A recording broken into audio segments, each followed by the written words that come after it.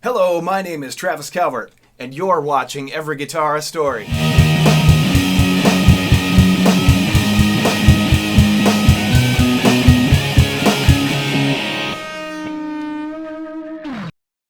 Welcome to the fourth episode of Every Guitar a Story. I've been very fortunate to have some fantastic guitar players and even better people on this show. So far, we've had Robert Bobby Parker from Salem's Bend, Jason Jess from Black Crosses, and Kyle Davis from Against the Grain. If you haven't watched those episodes, I encourage you to do so. Some great conversations there. Today's episode is no different, only better, in that we finally get to do an in-person filming with Belle of the Grimtones. I've been fortunate enough to play several shows over the years with the Grimtones, and I'm always blown away by Michelle's songwriting and guitar playing. I guess that's what happens when you start playing piano at 3 years old. Today's episode is an all Fender episode. And honestly, Fender is not a territory I venture into all that often. It's just never been my thing. But they do make some really cool guitars, and Michelle sure knows how to make one sound amazing. Before we get to the interview with Michelle, I want to take a minute to show off an interesting guitar I bought used from Craigslist nearly a decade ago. It's a Fender 1970s Music Master bass. I bought this with the hopes that my wife might learn to play one day, and well, she never really took to it. I suppose I wasn't a very good teacher. Anyway, this is a pretty cool little bass guitar. It's got that offset body, it's kind of like a Fender Mustang or something. And it's a short scale bass, so it's a little shorter neck. It's got a maple neck, rosewood fingerboard, and it's a single coil Seymour Duncan pickup. It's a really simple but solid instrument.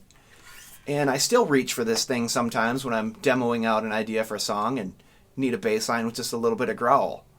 The only thing that's a little weird is that no matter how many times I've cleaned the neck, it still feels sticky.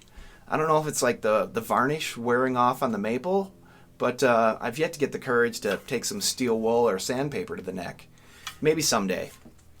Anyways, let's get to someone who really knows her way around a Fender. Without further ado, here's Michelle Belle.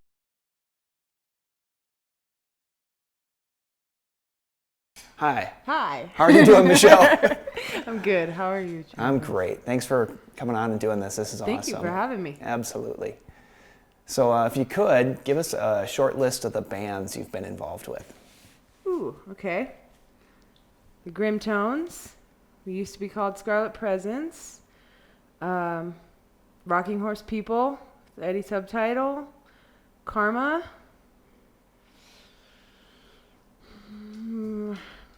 I was in a ridiculous 80s tribute cover band when I was 18 called Rock the Casbah. That was fun. Learned a bunch of songs I would have never learned on my own. Hopefully Clash songs. Some, yeah. Let's see, I think that's it. Cool. Right on. So how old were you when you first started playing guitar? I was about 10. What got you into it? I was originally a piano player, so I started playing piano like as a baby, like 2 or 3. Wow. And I took lessons on piano, and I learned all the theory and all the stuff that you hate learning when you're a kid because you just want to play rock and roll. And I loved the Beatles, and still do. And I wanted to play their songs. I wanted to play guitar, and I wanted to be John Lennon. And so my piano teacher said, learn how to tune a guitar and learn an E chord, and then I'll teach you. And I came back the next week, and he was like, damn, because he really wanted me to be a pianist. But I was sold on guitar after I picked it up. And I still love piano, but Yeah. guitar's my main instrument. That's cool. What was your first guitar? My first guitar was that was actually mine, was an acoustic Takamine. It was about this color, actually. Yeah. Yeah, when I was 10 years old. And my first electric guitar that I bought with my own money was a Gibson Les Paul Studio with the one with the cover of Zeppelin 3 kind of painted on it. Yep. Right on. I bought that, I don't know, I was 13 or maybe 12 or 13. Right on. Yeah, so proud. How many guitars do you own currently? Jesus. A lot. Actually, right now they're all kind of having a party in my living room. It's kind of cute. The acoustics. I own an absurd amount of acoustics for some reason. You know when somebody's just like, oh, do you want this guitar? You're like, yeah. You know, even if you might never use it, it's not even a good guitar. Yeah, I want it. Yeah, of course it's going to come home. I have that problem. So I got a few acoustics. I have another Takamine. That's a good one. 12-string Fender acoustic. I have that Les Paul still, and I have another Gibson Les Paul. It's a beautiful like tobacco burst. Mm-hmm.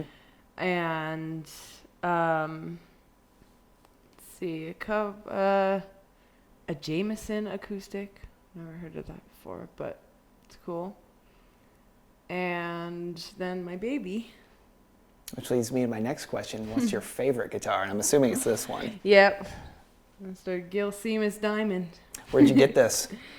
I actually, surprisingly enough, got that at Guitar Center. Yeah? And I have never bought another guitar, or before that bought a guitar from Guitar Center. But this one, it's, yeah, have it. Have at it. It was just butter. I just loved it. I fell in love with it. And yeah, I feels never really even nice. thought about being a Fender person. I loved Gibsons just strictly because I was Jimmy Page all day. Yeah. You know, it was my favorite. And I didn't know he mostly played Strats, actually. And you sound a lot like Jimmy Page when you play. God damn. Thank you. But yeah, it was, I loved my Gibson. I wasn't even looking for another guitar. Actually, Carter and I were going camping, and I forget what he needed from Guitar Center, but he needed sticks or something. And I went in with him, and he was talking at the counter, and I just picked it up off the wall and I started playing it, and it was just the way it played. It was just like butter, you know. Mm-hmm. And I loved it, and I don't know why it just spoke to me. And then, you know, he's like, "Okay, are you ready to go?" And I'm all, "Oh, hold on, I think I want this guitar." He's like, "What?" And like, let me look. And I had, it was like $1,003, I think, and I had like $1,007 in my bank account. And so I said, "I'm buying this guitar." He's like, "Okay," and I bought it that day. Just a spur of the moment thing. Yep. And I didn't. I played it, and I just fell more in love with it over the years because I don't use a lot of pedals. I don't ever use a distortion pedal, actually. It all comes from, not that I'm against it. I kind of want to get more and mess around, but I never have. And since my tone mostly comes from the amp and the distortion, I don't switch between clean and dirty. So the pots on this, just, you know, the difference between 9 and 10 are like, you know, perfect for me to just switch real fast. And it's not like humbuckers where you got to worry about all the two knobs and, you know, what pickup you're on. This one, that's why I mostly play it and mostly got into it. It was just easier for me to control my tone. Sure. Yeah. So is it pretty standard, or did you do any modifications to it? I have had to do some modifications. Well, I beat the shit out of it over the years, you know, over multiple stages across the country. That's Dried Blood. Up on there. Yeah. I had to get it refretted a couple years ago because the frets were just like, you try to play slide and it'd just be like tunk. It just wasn't going anywhere. Yeah. So and they had dents in them too. I refretted it, and that became the first time I ever had to deal with problems with my Fender. The refret job I got, I don't know how, neither does the guy who did it, but the frets wore down in like 2 shows. Like, I had dents in the frets. the string was catching on him, and he's like, "What are you playing?" Fuck, Rick from Dogwater was like, "If you stop playing slide with fucking bulldozers, you're."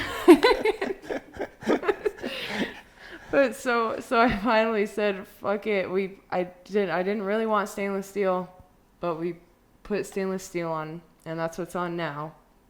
And I'm still getting it to be right where I want it, to be perfect. But the neck has just throughout the years straight as fuck, Yeah. And I feel like I can take it on stage and beat it up, and it beats me up, as well. And it's just solid. Like, it hasn't let me down. That is probably the other modification I did when we started playing as a two-piece, the Grimtones. I put the heavy top, light bottom strings on it. So this is a 52, this is a 10.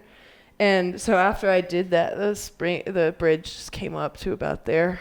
And I'm all, oh shit! I called Carter freaking out. I'm like, what the hell do I do? You know Strats really well. He's like, it's okay. So we went in here, and with the springs, we put one diagonal on the heavier strings. So right here, this diagonal one, and then two more over here, because I still like to tug on it, Yeah. Want it all the so way you don't down. actually use the whammy bar. You just. I never really screw it in unless I have to. It kind of gets in the way. Yeah. And I just forget about it. Because I never really plan it out, and it's kind of fun. Yeah. Grab it, Sure. feel it grooving. But yeah, other than that, I just kept it same solid guitar, and I've never played a Guitar Center again that I've ever wanted to buy on the spot. I don't know how I found it. I guess it just found me. Yeah, I guess so. So you're saying you don't use a lot of pedals, and you mostly get your tone through your amp. Yep. What sort of amps are you playing through? My main amp is my Ignator Rebel 30. Yeah. And so it's got 6V6 and EL84s. Cool.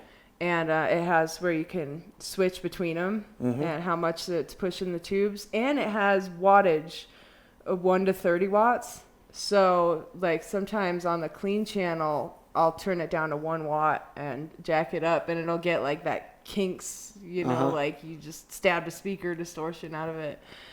And I usually push the tubes, like, not too much, but plenty. And probably sits at about 15, a little less than 15 watts for most shows and practices. And the gain of the amp and the pushing the tubes just the right amount, I love that natural tone of it. Yeah. And the other amp that I play for like smaller shows or recordings or easier to carry around is actually the little micro tear. Oh yeah. And those are cool. yeah, and sometimes I'll run it through the 4x12 Ignator cab. Yeah. And it just looks pretty. It's like a little lunchbox. Yeah. But that thing's cool too, because you got 3 knobs to choose from, 3 pickups, and so it's like pick your tone. Keep it real simple. Yep. Yeah. And that's fun too, because I love finding that tone I want for that particular song. And since I've done that over the years, like actually recently, I'm wanting to check out more pedals. Because I wanted a really solid, natural tone I liked without the help of pedals. Sure. Because it was hard, like when we were on tour in New York, they do backlines sometimes. And I'm like, I don't even have a distortion pedal. What amp am I, Yeah. So that was, that gets kind of difficult. But I feel like now adding pedals would be like more embellishing and fun. Yeah. And I kind of want like a fuzz pedal, and I have the octave pedal that I love to play with. Yeah, those are pretty cool. But yeah, it's just that delay, tremolo, and flanger is all I have right now. Yeah. And a wah. But yeah, I don't know if I'll go like, all the edge all over it, but I kind of check out some more pedals. And that guy couldn't play guitar without a delay pedal. But Oh, he probably could. yeah, the whole song's just. Yeah, totally. But yeah, I really like getting tones out of different tubes and different amps. Like vintage ones, and I think that's really fun. And then adding the pedals is just like if I hear a certain sound in my head, oh yeah, that pedal sound cool on that. And since we got 2 albums out, well, for the Grimtones, then with Rocking Horse People, all the other guitar work I've done, I'm gonna need to find some new tones or. Yeah. Always on that hunt. Yep. What's the holy grail of guitars? If you could have any guitar in the world, what would it be? I couldn't pick one, but I gotta admit I'm a Strat person. Yeah. I'm a Strat person. I've become a Strat person. I used to be seem all like Gibson all day. You're way too young for that. But it's usually the old guys that graduate to the Strat. No, I graduated early. I'm turning old. They're just, I don't know. It's just like, so I was talking to a friend of mine the other day. Johnny Bailey, and we were joking like Strats. You got cats and dogs, you got Strats and Gibsons. I could drop this out of a 2-story window or a Telecaster or whatever. It'll jump back up and be in tune. And then a Gibson, you just feel like you gotta sit it down like really nice. Yep, I know what you're saying. But I just love the different tones I can get out of the single coil and the knobs and the volume. And the pots on this are really good. Have always been really good. And the change in tone with just the guitar itself is one of my favorite aspects of Fenders. And I don't know, Carter's got a Telly. That's pretty cool. And a 12-string Rickenbacker that he lets me play sometimes. If I could have one of those, I might pick that. Right on. Just so they know who we're talking about, Carter, step over here for a second and say hi. Oh, yeah. This is Carter. Carter's also a guitar player and a drummer. My Grimtone buddy. Yeah, but between us, we have a lot of guitars. Right on. But yeah, I don't know. I think, just to have one to play, I love this one. It works on, it's so versatile. It works on everything. Yeah. But I love buying more guitars. I really do want a Telly with a B bender. Yeah, that'd one be of these cool. days. God,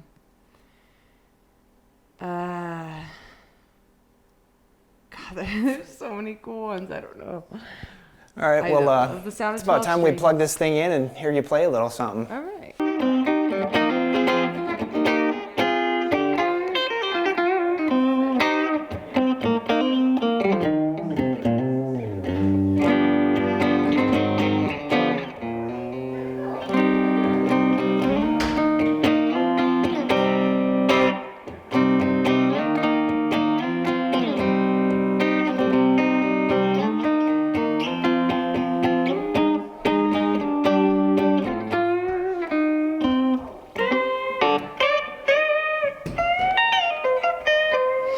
Some Strats and some guitars don't have that 22nd fret. Only 21. And that bugs the crap out of me. I will never get a guitar with 20. And some people are like, who uses that? I never get all the time, all the fucking time. When I want that E, like. Yeah, I look for it on a 21 fret guitar, and I'm all, oh, I gotta really fucking bend it.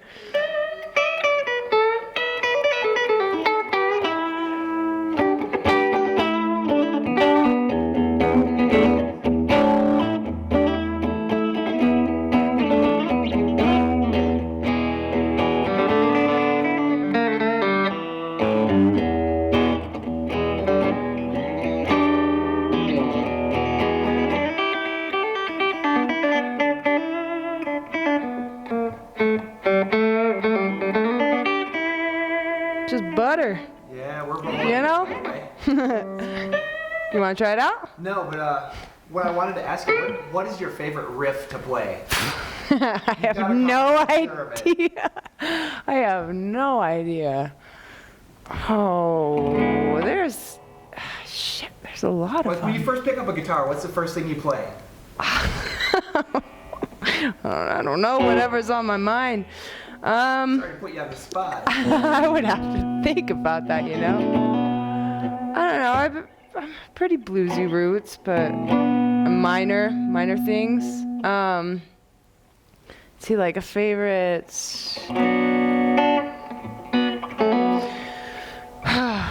Okay. On the spot. I like minor chords, walk downs a lot.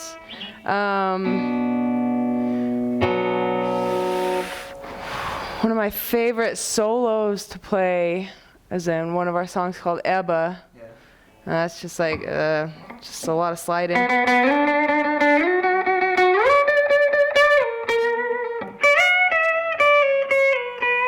know, it's just fun. Slide all over the neck, especially when I finish on the maple.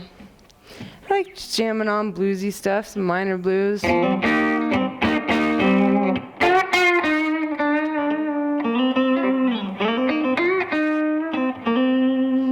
bands like, you know, the usuals.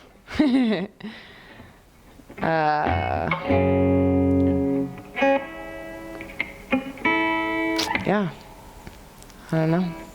There's a lot. There is. So how much of it would you say is self-taught, and how much of it is things that you've picked up from other people? Well, I'm definitely self-taught as far as like the theory that I learned on the piano. That made it really easy to transfer over to a guitar. But I'm a lot more of an ear person than a music reading person. I never have been good at that.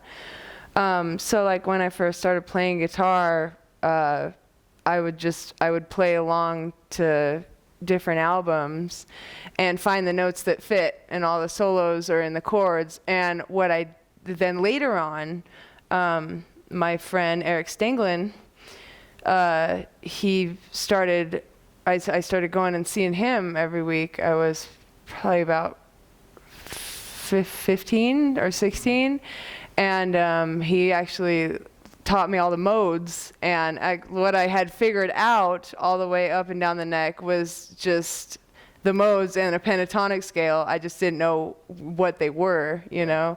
And so he kind of opened up a lot of that freedom for me to move around and know where I was going and why I was going there. And that's really the only lessons I ever took, was jamming with him. Amazing guitar player. He is just, and really cool to learn from.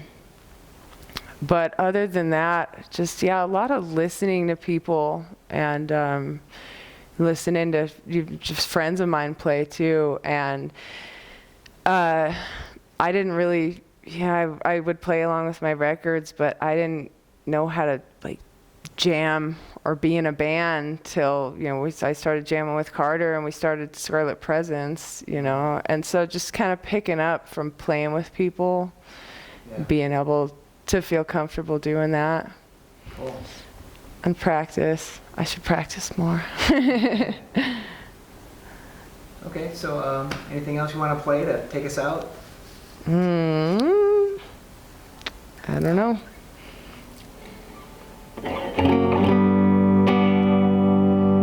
Let's see.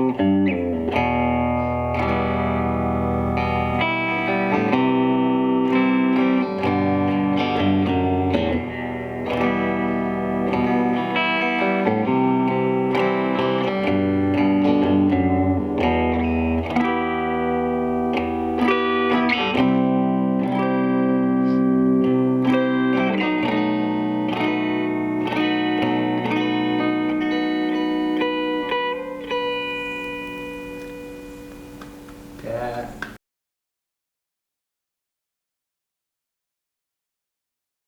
Well, that's going to do it for the 4th episode of Every Guitar a Story. I hope you've enjoyed it. Make sure to hit like and subscribe, and I welcome your feedback. If you'd like to be a guest on the show, please let me know. I'd really love nothing more than to sit down and talk guitars with you. So until next time, keep on keeping on.